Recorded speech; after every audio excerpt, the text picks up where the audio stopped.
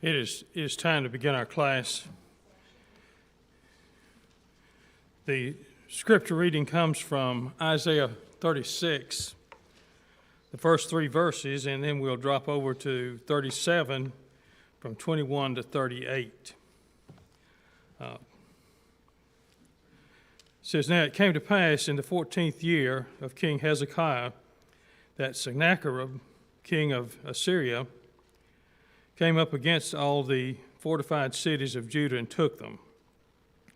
Then the king of Assyria sent the Rabshakeh with a great army from Lachish to King Hezekiah at Jerusalem.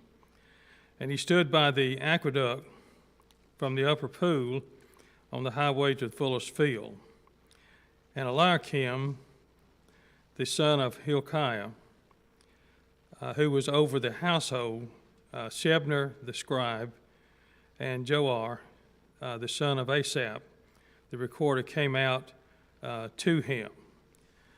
And then as we turn over to the 37th chapter, we'll find that this is concerning the invasion of Assyria. One of the things that they were looking for was they were not satisfied to just take all the other cities, but they wanted Jerusalem as their prize, really. And this is what took place. We'll find that after the Rabshakeh had his saying at the aqueduct, that we'll find that Hezekiah went and spread the letter before the Lord, and he asked God to help him. And this is the response in verses 21 through 38 from Isaiah. "Then Isaiah the son of Amoz sent to Hezekiah, saying, Thus saith the Lord God of Israel, because you have prayed to me against Sennacherib king of Assyria, this is the word which the Lord has spoken concerning him. The virgin, the daughter of Zion, has despised you, laughed you to scorn. The daughter of Jerusalem has shaken her head behind your back. Whom have you reproached and blasphemed? Against whom you have raised up your voice and lift up your eyes on high. Against the Holy One of Israel, by your servant you have reproached the Lord, and said, By the multitude of my chariots I have come up to the heights of the mountains, to the limits of Lebanon, and I will cut down all its tall cedars and its choice cypress trees. I will enter its farthest heights, to its fruitful forest. I have dug and drunk water, and with the sole of my feet I have dried up all the brooks of defense. Did you not hear long ago how I made it? From ancient times that I formed it.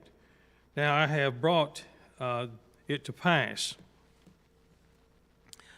that you should be for crushing fortified cities into heaps of ruin. Therefore, their inhabitants had little power. They were dismayed and confounded. They were as the grass of the field and the green herbs. And as the grass on the hilltop, on the housetops, and the grain blighted before it is grown. But I know your dwelling place, your goings out and your comings in, and your rage against me, because you raged against me, and your tumult have come up to my ears. Therefore I will put my hooks in your nose, and my bridle in your mouth, in your lips, and I will turn you back by the way which you came. You shall eat this year's such as grows of itself, and the second year what springs up from the same. And the third year, sow and reap, plant vineyards and eat the fruit of them. And the remnant who has escaped of the house of Judah shall again take root downward and bear fruit upward. For out of Jerusalem shall go a remnant, and those who escape from Mount Zion, the zeal of the Lord of hosts will do this. Thus saith the Lord concerning the king of Assyria. He shall not come into this city, nor shoot his arrows there, nor come before it with the shields, nor build a siege mound against it. By the way that he came, by the same way he will return. And he shall not come into this city, says the Lord. For I will defend this city and save it for my sake, my own sake, and my servant David's sake. Then the angel of the Lord went out and killed in the camp of the Assyrians 185,000. And when the people arose early in the morning, there were the corpses all dead. So Sennacherib, the king of Assyria, departed and went away and returned home and remained in Nineveh. And it came to pass, as he was worshiping at the house of Nishroth, his god, that his sons Adremelech and Shazar struck him down with the sword, and they escaped into the land of Ariat. And then Esarhaddon, his son, reigned in his place. When we look at this particular lesson today, we're looking at the invasion that was staged against Jerusalem by Sennacherib, who was the king of the Assyrians. And we'll find that he came to the same place in which we'll find that Isaiah went earlier with Ahaz, the father of King Hezekiah, and proclaimed that he didn't have to worry about Damascus, nor did he have to worry about North Israel, because they would, in just a short time, would no longer exist. And this is what happened. And so we'll find the king of Assyria coming because this is one of the things that Ahaz wanted to happen. He wanted to place his trust in the Assyrians rather than place his trust in God. And we can see here in this, in the 37th chapter here, as Hezekiah places his trust and faith in the Lord, of what happens and what happens to the Assyrians. We'll find that when you look at some of the secular history, we'll find that the event that we're looking at today from the standpoint of God's Word, you'll see that Sennacherib had a different reason why he left the siege against Jerusalem. And we know basically because he lost his army. And he had nothing to fight with. And so basically what was happening is the fact that Hezekiah had tried to, he had rebelled against the Assyrians, and he then said to the Assyrians, assess whatever you will and we'll pay. And then after that didn't work, and Sennacherib comes on anyway, we'll find that he basically lays it out before the Lord to save the city. And we'll find that basically Jerusalem rebels against Sennacherib. Sennacherib thought that because of all of his chariots and where they had been in war, that he could go anywhere. And we'll find that not only did he claimed that he could go up the mountains, but also he could cross the little tributaries where the Nile River went out into the Mediterranean Sea, and so he thought that he was would no longer have to worry about anybody. And basically, the Ramshack, if you read the 36th chapter here, it talks about that we'll put up the weakest group of soldiers that Assyria has and see how you fare against them. And the fact is that he failed to recognize that he was not going against not only Israel, but he was going against God, and God was going to take care of the situation. In verses 30 through 32, we'll find that a sign is given here, as a sign was given to Ahaz, the King Hezekiah's father. He gives him a sign. He says, basically, this year you'll eat what grows of itself. Next year, what returns. And then the third year, you'll be able to plant and to plant vineyards and fruit trees and have a harvest. And so this is one of the things that Israel had been able to sustain over the years. However, they failed to do that, and that is they had to let the land lay out every 7 years. And so when you go back and look at how many times they no longer paid any attention to that, that it talks about that there would be 70 years of Sabbaths, and this is the reason why there's a 70-year period of the Babylonian captivity. Is the fact that for a number of years over time, they had built up 70 years of Sabbaths. And as we look at this lesson today, as we'll find that after God gave the land of Canaan to his people Israel, instead of driving the nations out, they went in and settled among the people. And what was even worse is the fact that Israel began to pick up the habits of the people that were surrounding them. Now, one of the things that we look at when the conquest of the land of Canaan was made, that God says, "I'll not remove them out altogether, but lest the wild beasts come in and invade the place." And so he leaves them there, but they were eventually supposed to eradicate them. And when we look at the fact that Israel and all the different tribes failed to do this, then these nations that were supposed to be completely annihilated and removed kind of had little hot pockets within the land of Canaan itself.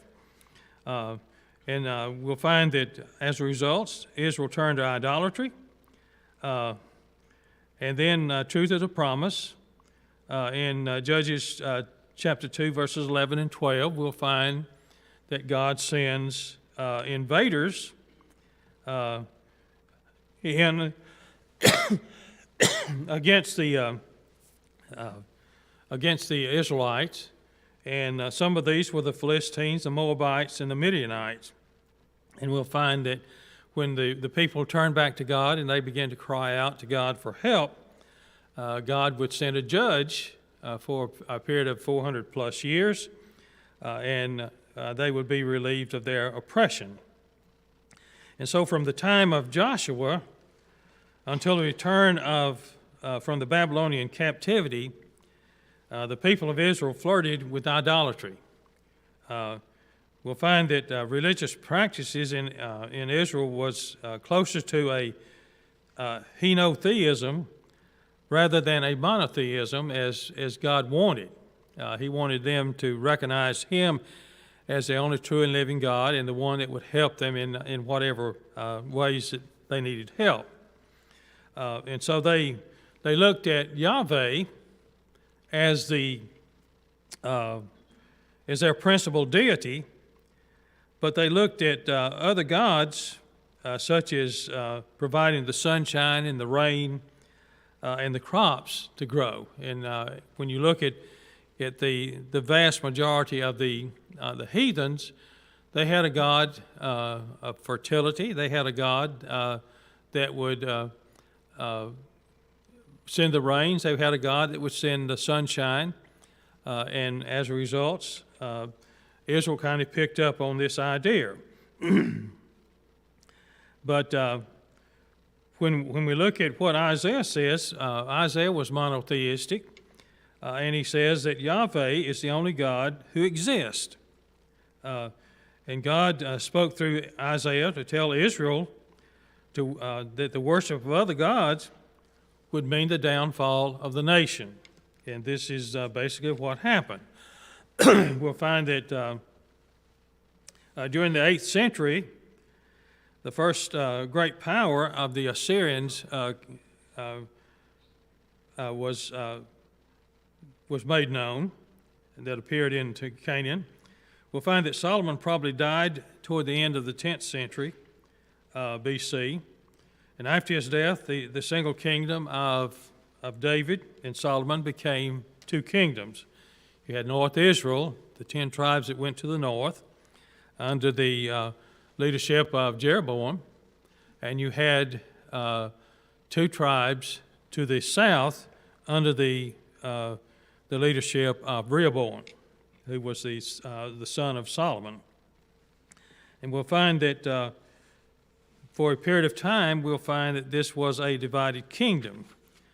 But we'll find that later on, you'll find that God will eventually say that the animosity between Ephraim, which was the strongest tribe to the north, and also he refers to Samaria, and he refers sometimes to Joseph, but it was taking in all of the 10 tribes to the north, and that they would eventually work their way, and they would come back, and then you'll see basically when you read the book of Ezekiel that all the tribes are given a portion of land within Canaan itself as they come back. This includes not only Judah but also of Israel, and so the northern kingdom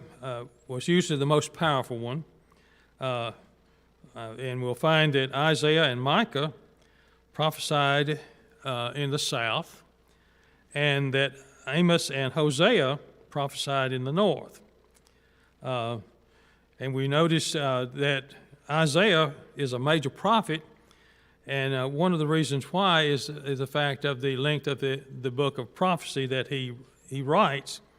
But probably Hosea and Micah and Amos had as much weight on the people of Israel as did Isaiah. And when we look at the fact, we'll find that the primary military threat to Judah during Isaiah's ministry was Assyria. And for a time, King Hezekiah rebelled against the king of Assyria. Did not serve him, 2 Kings chapter 18, verse 7. And after the north kingdom of Israel was conquered and carried away by the Assyrians, verses 11 and 12, the pressure on Judah began to mount. And in 701 BC, Sennacherib and the Assyrian army made the advances against the fortified cities of Judah and took them, in verse 13 in Isaiah 36, chapter 1. And according, we'll find that the affairs in narrative, both in the Bible and Sennacherib's own record, Sennacherib tells how Hezekiah was drawn into intrigue of the Philistine state, and how the Assyrians came to Lachish, and how Sennacherib took the 46 cities, walled cities, and how he shut Hezekiah up in the city of Jerusalem as a bird, basically. And so we'll find that to appease the invaders, Hezekiah sent to the king of Assyria at Lachish. He says, I have done wrong, and turn away from me. Whatever you impose, I will pay. And he assessed him at 300 talents of silver and 30 talents of gold. And Hezekiah took all the gold that he found in the house of the Lord and the treasure of the king's house. 2 Kings 18, verses 14 and 15. And nevertheless, the tribute that was paid by Judah to Assyria didn't last very long. It wasn't long until Sennacherib came back again. And so he sends a Ramshaketh, and this would be like the chief of staff or the governor, the one probably one of his high assistants in Isaiah 36:2. He delivers a message intended for King Hezekiah in verse 4. And so speaking to the Judah's officials, he questions Hezekiah's continual rebellion and his attempt to rely upon Egypt for deliverance, verse 6. And then more important, he indicated that any attempt to call upon the Lord for help would be futile in verse 7. Here's where Sennacherib made it his big mistake. He thought that the God of Israel was just like the rest of the gods round about them. And he says, he names all of the other gods that he's taken over that didn't help the people that worship them. But when he comes and he says, the Lord, if you rely upon the Lord, it's going to be futile. We'll find that he goes on to say that they could be repelled by one captain of the least of my master's servants, verse 9. In other words, the weakest group of soldiers would have no problem with you. And so after speaking with the officials, we'll find that he raised his voice so the people on the wall could hear. And he says, do not let Hezekiah deceive you, for he will not be able to deliver you, nor let Hezekiah make you trust in the Lord, saying, the Lord will surely deliver us. This city will not be given into the hands of the Assyrians, Isaiah 36, verses 14 and 15. And he believed that Judah's God to be just like the gods of the other lands that they had accomplished or had taken. And so he was wrong when he dismissed God's ability to deliver his people from this particular situation. Do we have any questions or any comments here? Okay, let's look at Assyria, the coming of Sennacherib. And we'll find that Assyria, with Nineveh as its principal city, they kind of began a new era in the ancient world. Instead of simply conquering and looting cities, we'll find that the Assyrians built an empire. They conquered cities with walls and allowed them to stand, but the conquered cities were forced to send annual tribute to the conquering power. Also, they carried out looting in its natural extreme. Conquered cities not only sent annual tributes, but they stood ready to supply troops and wealth whenever they were summoned by the Assyrians. And under utter destruction was the alternative to surrender. So basically North Israel did not surrender, and neither did Syria. And so they were ultimately they were destroyed, and the people were displaced to somewhere else. And so having conquered the significant sites in Canaan, that is Damascus and Samaria, and some of the Philistine cities, toward the 18th century BC, Sennacherib turned his attention to Jerusalem. And so he wanted this as the real prize. And we've talked about from time to time the fact that Jerusalem was a pretty strategic city, in that the only barrier that they did not have was to the north. On the east side and on the west and to the south, there was the mountains and the deep ravines. And so this is why the Ramshaketh was sent to the northern section by the viaduct, which took water into the city of Jerusalem, because this is where eventually the siege wall would be built by the Babylonians, and it would be taken by them. We will find that came to pass in the 14th year of King Hezekiah, Sennacherib came against the fortified cities of Judah and took them, Isaiah 36:1. And we'll find that the Assyrian army struck the coast at Sidon, and from that point worked their way south, devouring the opponents after opponents, until they finally met the Egyptian army, finding at El Teker, which is about 20 miles west of Jerusalem, on the edge of the hill country. Isaiah's prophecy concerning the foolishness and the dependence upon Egypt, as we see in chapter 20, verses 1 through 6, chapter 30, verses 1 through 5, and 31, verses 1 through 3, proved painfully true, as the Egyptians were routed by the Assyrians, and they continued to Lachish, and then we'll find that Judah's last hope for the stemming the tide would be Jerusalem itself. And so after Lachish fell, the Assyrians sent the army to Jerusalem. And so standing at the aqueduct from the upper pool on the highway to Fuller's Field, in Isaiah 36:2, the Ramshaketh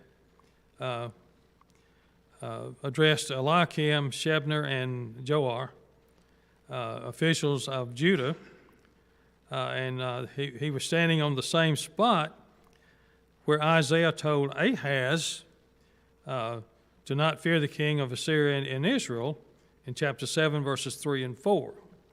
And we'll find that Ahaz's decision to appeal to Assyria for help was now being fulfilled and come to a full harvest. We'll find that the officials of Judah, they held their peace, and they did not answer him a word.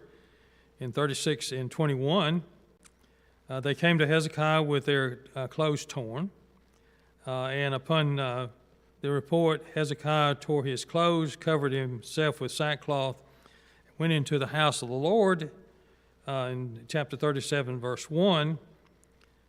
And after his officials told Isaiah about the situation, the prophet revealed to the king the Lord's response. Do not be afraid of the words which you have heard, with which the servant of the king of Assyria has blasphemed me. And so I will send my spirit upon him, and he shall hear a rumor and return to his own land. And I will cause him to fall by the sword in his own land. And this is basically what we see here when he says concerning Sennacherib. In other words, I'll put my hook in his nose and my bridle on his lips, and he'll not come into this city. because I'm going to defend it. And so we'll find that the word is given here, and there's a sign that was given to Hezekiah. He says, "You'll reap the fruit of this land this year.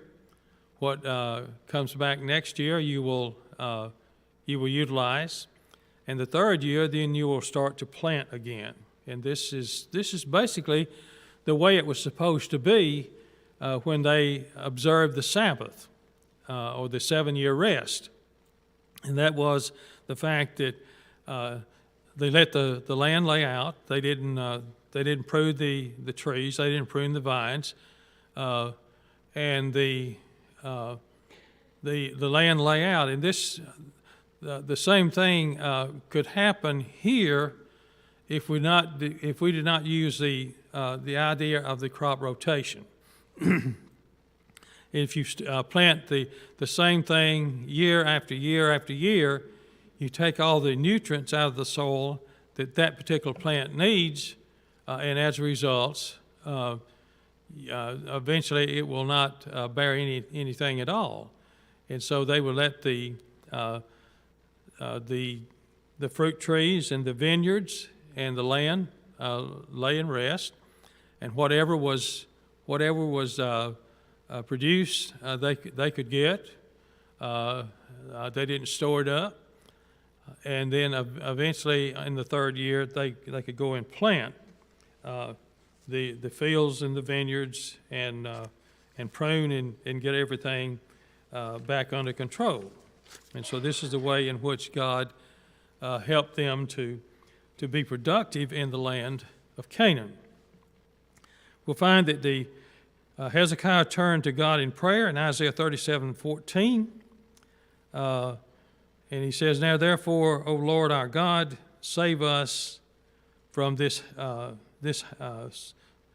save us from his hand, that all the kingdom of the earth will know that you are the Lord, you alone." And this is in verse 20.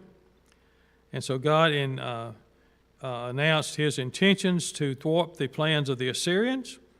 And as a result, we'll see in the latter verses that we read from the 37th chapter that he sends an angel in, and 185,000 people die in the camp. And as a result, Sennacherib packs up and he goes home, and he never comes back. And it says here that you will not come into this city. You will not shoot your arrows here, nor will your shields be in here, nor build a siege wall against it.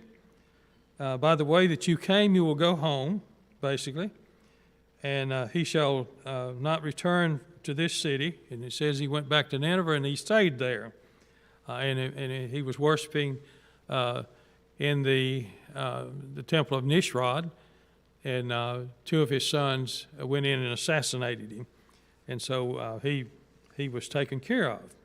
Do we have any questions or any comments here?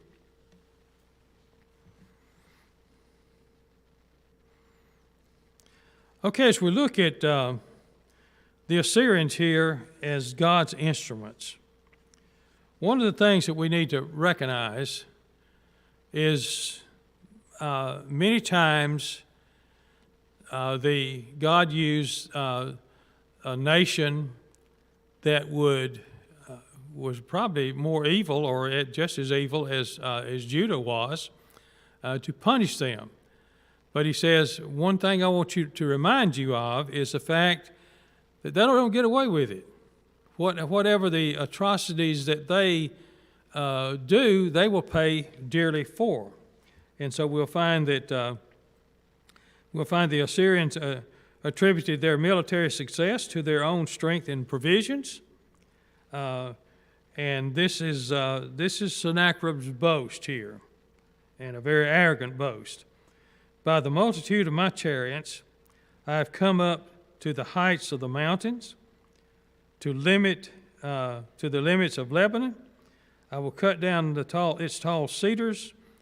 and its choice cypress, and I will enter its farthest heights, and it shall and its fruitful forest. I have dug and drank water, and with the sole of my feet I have dried up the brooks of defense. And this is in Isaiah 37, verses 24 and 25.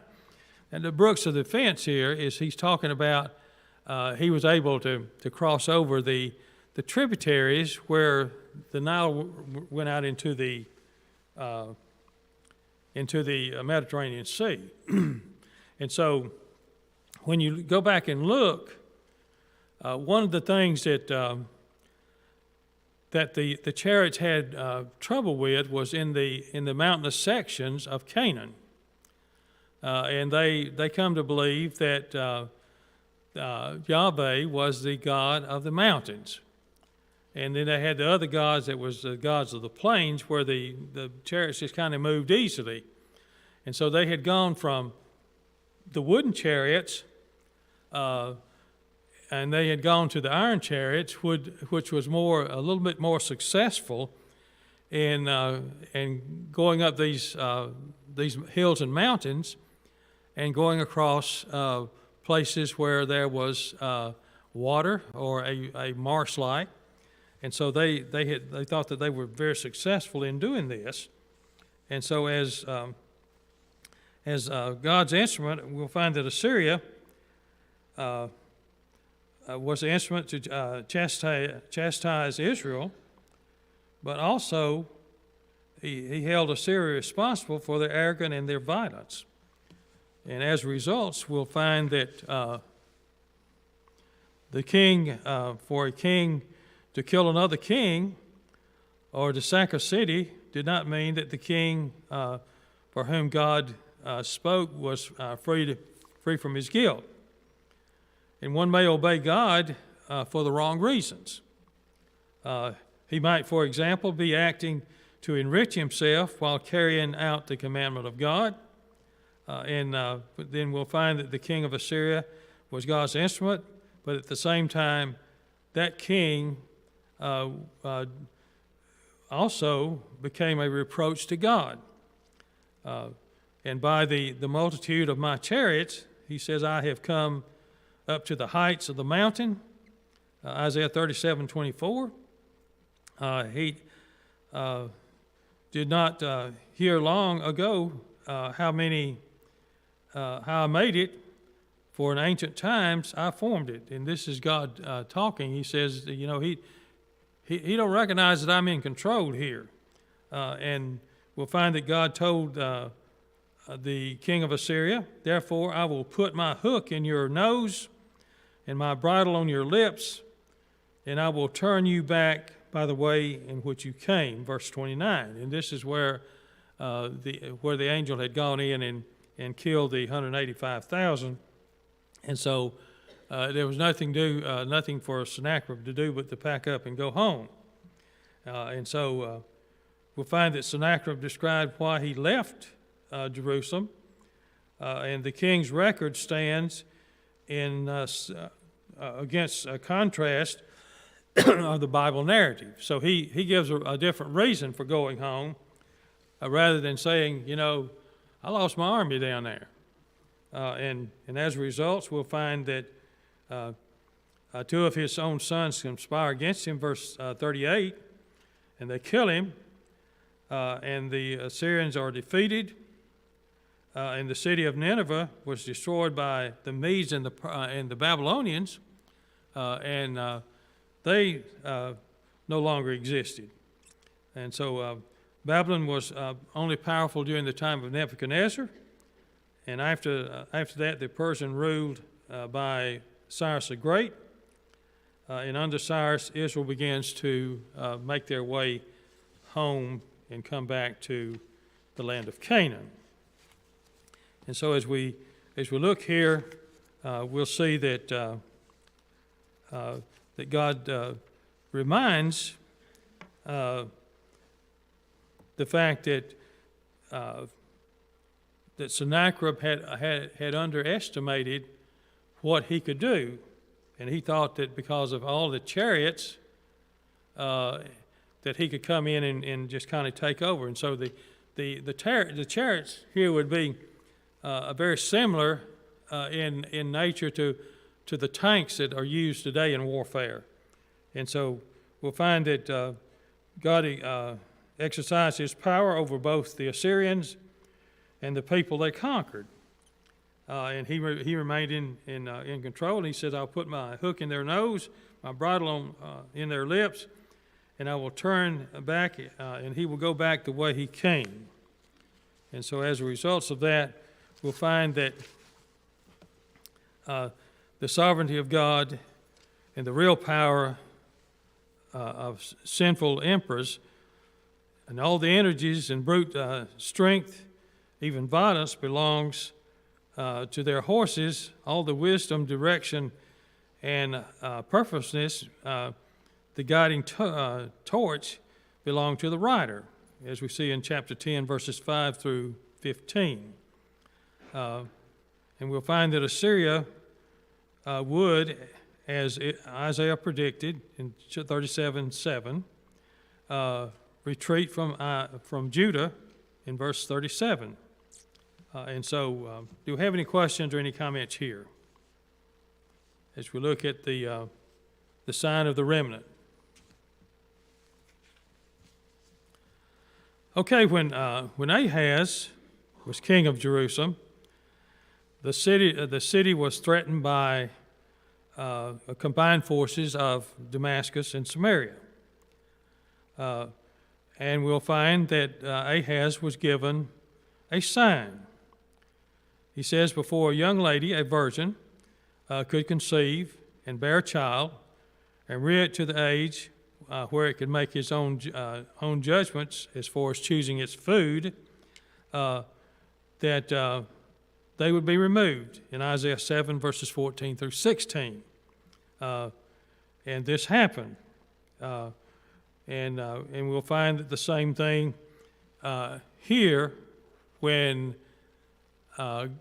Isaiah, by the direction of God, gave him the sign to Hezekiah that you'll reap from the land this year, and you'll reap what comes back next year, and the third year you will plant the crops. In other words, everything is going to go back normally like it was. And so the concept of a remnant was an important one for the people of Israel. We'll find that many times that some of the other countries that the Bible talks about, that they were completely destroyed.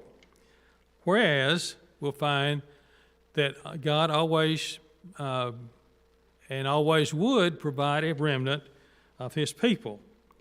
And there was a reason for that. And he says some would turn to their other gods. Some would neglect mercy and justice to the poor. But always there would be those who wore God's name and would serve him faithfully no matter what. And so we'll find that God promised Hezekiah remnant would survive. And we see this happening. We find that the Assyrians basically did their damage. Nebuchadnezzar and the Babylonians did their damage. The Persians, the Greeks, and the Romans.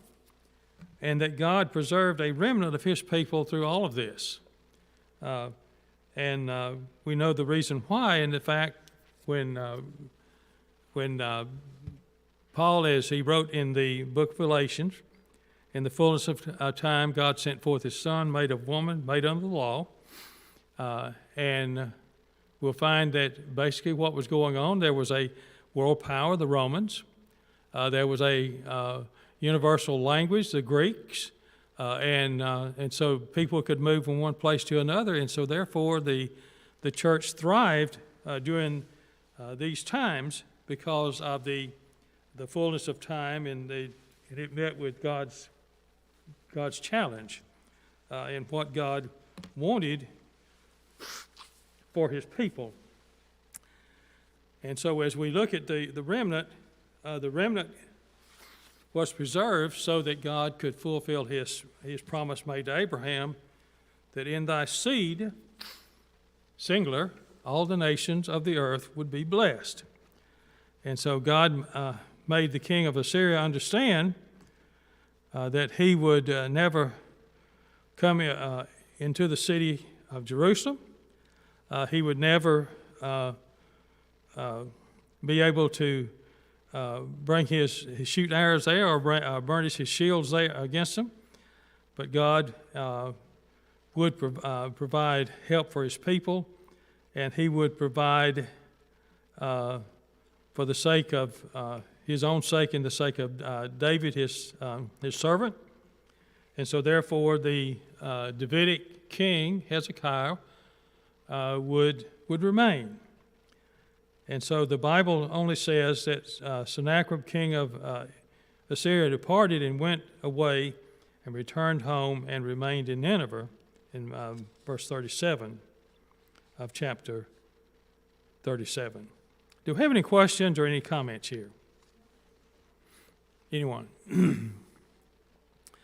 Okay, next week we'll begin a new quarter of study, and we'll be looking at the epistles of Timothy, and then later on in the year we'll be looking at the remainder of the study of Isaiah.